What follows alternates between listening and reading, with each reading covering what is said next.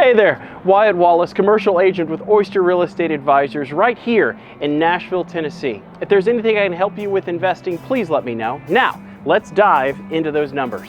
Wanted to drop into some commercial real estate first.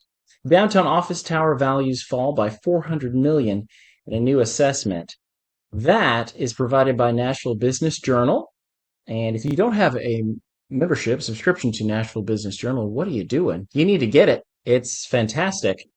The important things here, and thank you, Sophia Young, for putting this together, is that this is a tax assessment, right? This is not appraisal. This is not what is selling wise. This is not sales records or anything like that. This is literally the taxing authority going out and giving an estimation on what the values are. And then as a result of those estimations, they will decide how much each building is responsible for in paying its taxes.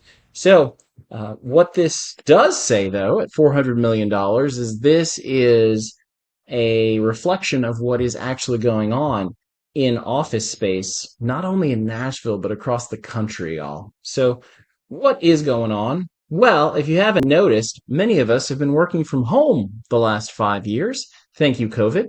And as a result of doing so, we have changed the landscape for the needs of office space, right? If you had the ability to buy a house in 2020, 21, 22, right? You probably moved out of wherever you were and purchased a 4-bedroom home instead of 3. Why? Because you wanted 3 bedrooms and an office. And in doing so, you took yourself out of needing a place at a downtown office space. Same thing goes for those companies that were working there. Many of them still have space there. Their leases are longer, but they just aren't utilizing it as much. So they're subleasing, and then when those leases come up, they just leave. They either downsize or they move to a building which is newer, has greater amenities, and is closer to what they need, where their people are. And so there is demand for those newer buildings, but it's not the same. So what does this mean in true value, right? Because we just talked about tax assessing, and this is just Davidson County, right?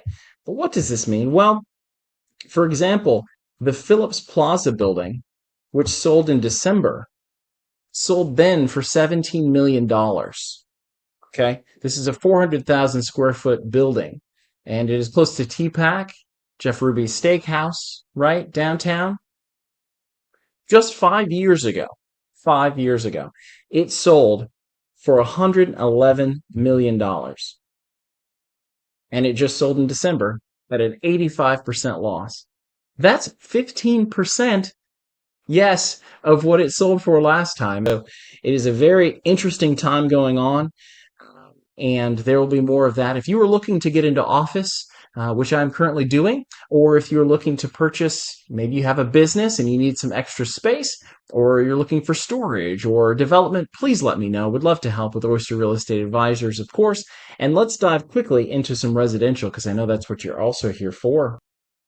Quick shout out to Nets, our office manager, for providing these great market updates. Now, in Davidson County, we are seeing a decline just slightly. We are back below $500,000 as far as the median sales price. That is significant. Why? Well, it's significant because we are seeing the inventory continue to increase. And what does that mean? Well, it means that there's more options out there for buyers. More options and fewer buyers means that buyers are starting to get greater leverage in transactions, negotiations, the whole bit, right? I make outbound phone calls every day. And I would say that the last 6 months or so has been tremendous as far as change go. More and more people are saying, yes, I would be interested in selling than before. And that change is being reflected in the numbers here in the sense that we are seeing increasing inventory and increasing properties sold. So it's a combination of, yes, I'm willing to sell, and yes, there are more buyers available, but the inventory is increasing faster than the house is being sold. So you will see decline in median sales price. And average days on market are declining in Davidson County, which is great. It means that transaction speed is starting to increase again. And that's not the case everywhere. However, it is the case as well in Williamson County. So you are looking at a decline in the median sales price now, just at 925,000 and 1,600 units that are on the market, and then properties sold at 357. That is up for both of those, but again, properties inventory is increasing pretty quickly, and then average days on market are declining there as well. Next, we'll go to Rutherford County, and this is one of the few counties in the region that are seeing an increase of the median sales price still. Why is this? Well, very often, if you think of it as a rock dropped in the middle of a pond, prices and people are looking for value, right? When they feel stressed, they go, I need to go to a place with a greater value for my dollar. And that, if you follow that circle, becomes the suburbs, and the suburbs become Rutherford, Murfreesboro, right? And so I'm willing to pay a little bit more because I've just come down from either Davidson County at a $500,000, and now I'm coming down to 450, or from Williamson County, and I'm looking for something in the middle, maybe some more land that I can pay for less, that sort of thing. They are seeing an increasing inventory anyway. Those are a holdout, many of them, that started to try sell their house in September, October, November. They saw extreme drag on the market and a decline in sales. And we got everything from interest rates increasing in anticipation of the election itself, and then people going, well, it's December now, I'm not going to go anywhere, it's kind of cold. So those kinds of things led to a lot of price improvements. And I will round this out by saying that their average days on market are declining as well, which means that people are moving again. They're just still picky. And I do get some anecdotal evidence from buyers that they are reaching the table and their interest rate lock may have changed, what have you, and some are not closing right now. So if you're a seller, just hold on tight.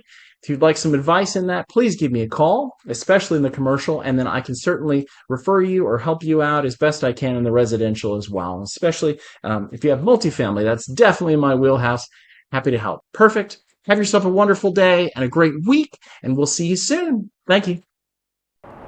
I hope that was helpful to you. If you'd like further information, please reach out right here and let your friends and family know.